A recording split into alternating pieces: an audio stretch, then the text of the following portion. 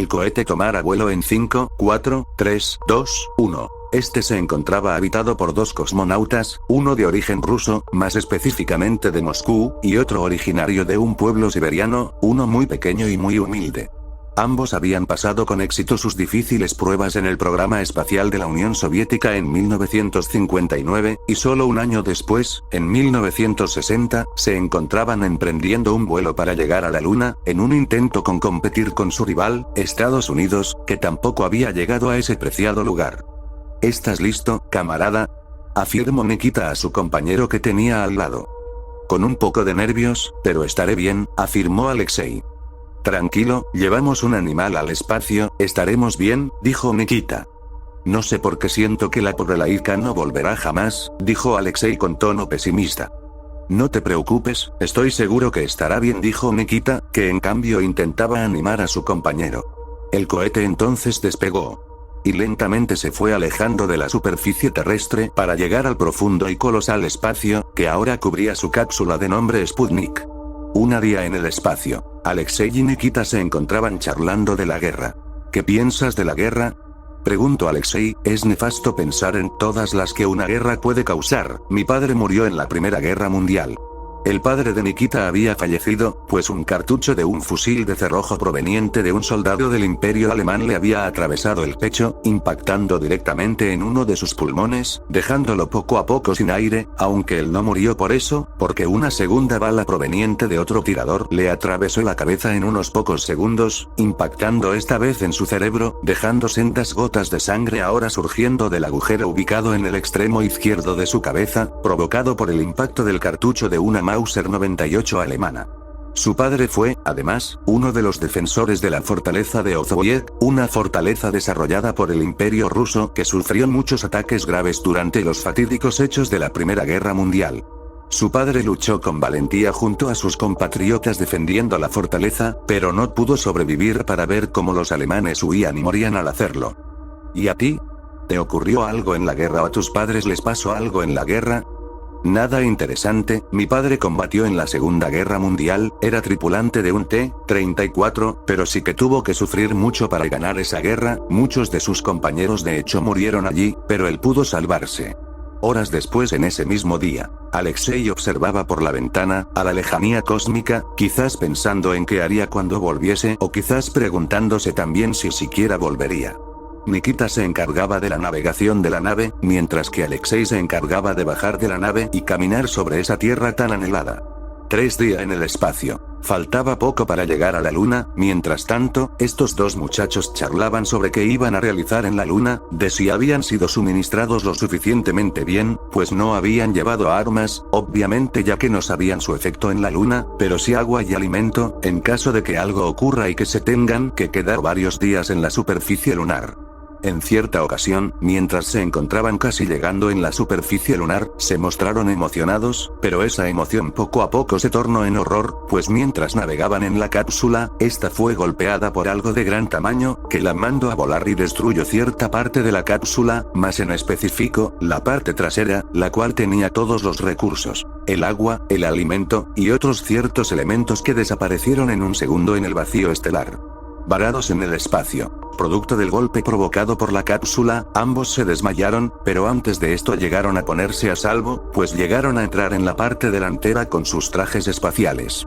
Pasaron horas y horas, en la que lo que quedaba de la cápsula, que vagó y vagó por el espacio, lentamente, hasta que, pasaron horas y horas, el infinito tono oscuro del vacío cósmico se dejaba observar en un largo fondo, decorado tan solo por unas estrellas y ciertos restos espaciales que quizás se deban a la disolución de un planeta a causa de una gran explosión. Los planetas conocidos ya no eran divisibles, pero los desconocidos sí, y tenían formas poco tranquilizadoras.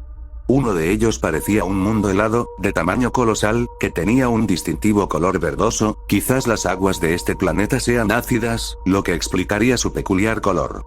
Otro planeta era bastante pequeño, era un planeta muy caliente, pues se encontraba muy cerca de su luna, que era de fuego. El aspecto de este planeta era extraño, sus tonos eran oscuros, apenas divisibles entre el entero vacío espacial. El último planeta, al que lamentablemente se dirigía rápidamente la cápsula, era un planeta enorme, similar al primero, pero este no era helado, sino que un planeta pantanoso. Arribó al planeta. La cápsula aterrizó, golpeándose gravemente y muy violentamente junto al suelo extraterrestre que conformaba a este planeta. Una hora después, Alexei se despierta y, antes de proceder a abrir sus ojos, llega a oler un hedor que no le agrada para nada, le sonaba familiar, lo había olido una vez, de niño, cuando fue de caza con su padre y mataron a un venado. Era el hedor a la sangre. Abrió los ojos de repente, los movió nerviosamente hacia la izquierda y la derecha, pero no vio nada, pero cuando vio para abajo, el horror se apoderó de él. Resulta ser que muy cerca suyo se encontraba el cadáver de su amigo, o lo que quedaba de él. El cadáver prácticamente no se encontraba completo, la cabeza le había sido arrancada, se le podían observar pedazos de seso saliendo de ella y un poco esparcidos por el suelo, que ahora gozaba de unos tintes rojos.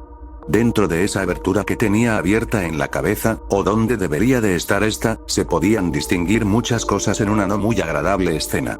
En resumidas cuentas, era visible toda la masa cárnica, quizás mezclada con cierto pedazos de sesos, que brillaba en tonos carmesí, y que a una persona sensible le habrían provocado severas náuseas, pero no a Alexei, quien se aguantaba. No vio los brazos, por lo menos no ahí, ya que cuando, apartando el cuerpo de su camarada, tuvo el valor de explorar su nave, los vio, allá, en la lejanía del pasillo que conectaba la cabina con los dormitorios, demacrados. Alexei se acercó lentamente, pero él poco a poco vio que algo, lentamente, se asomaba por el borde de la puerta, una silueta, negra, bastante pequeña, sin órbitas por las que podría ver que lo miraba fijamente, o al menos eso parecía, y que luego se ocultó otra vez en la oscuridad de aquel cuarto sin prestarle mucha atención. Alexei, asustado, retrocedió para volver a la cabina y agarrar su traje para posteriormente salir y explorar la zona, lejos del cadáver de su amigo, lejos de esa criatura, lejos del terror. Lo primero que vio al salir era que había mucho polvo flotando por la superficie galáctica que le dificultaba en cierto punto la visión. El mundo en el que estaba era pantanoso, había muchas zonas con líquido espeso y de color negruzco, similar al petróleo, que poco a poco se pegaba a su dedo, como si estuviera viva. En cierto punto él encontró una extraña estructura, quizás creada por antiguos habitantes, que presentaban formas equivalentes a un octágono. Había pozos de aquella agua negra, que se extendía por muchos metros, y que solo Dios sabe qué pasaría si se tirara ahí de cabeza. En ciertas zonas también había superficies muy alargadas, similares a árboles, pero enormes, había tanto polvo flotando por el aire que no se podía observar el tamaño que estos tenían. Mientras recorría aquel lugar desconocido y curioso, también se encontró géiseres que lanzaban líquido ácido y unas extrañas cavernas que solo Dios sabe que albergaban en su interior. Curiosamente, acompañando a esos géiseres, se encontraba esa sustancia negra y viscosa. Otro elemento interesante de este planeta fue que había una ciénaga, una enorme y muy extraña. Pero sin duda lo más importante fue que, tras una hora de navegar y navegar, se encontró con un agujero muy profundo, con bordes irregulares que estaba llenado por la mitad por esa materia oscurecida, que se encontraba justamente, dentro de esta ciénaga. Asomó su cabeza por el agujero, observando hacia esa oscuridad. Pero mientras observaba vio algo emergiendo de ese líquido negro, seres oscuros y pequeños, con cuerpo flacuchos, que poco a poco se desprendían del líquido y subían en dirección a aquel cosmonauta. Alexei se echó a correr y mientras estaba en eso, se puso a pensar una cosa, ya que se dio cuenta de que todo este tiempo, en el que pasaba por esos pantanos de espesidad negra, estaba siendo observado, y que estas criaturas aprovecharon el momento justo para atacar, justo en el momento en el que se encontraba desprevenido.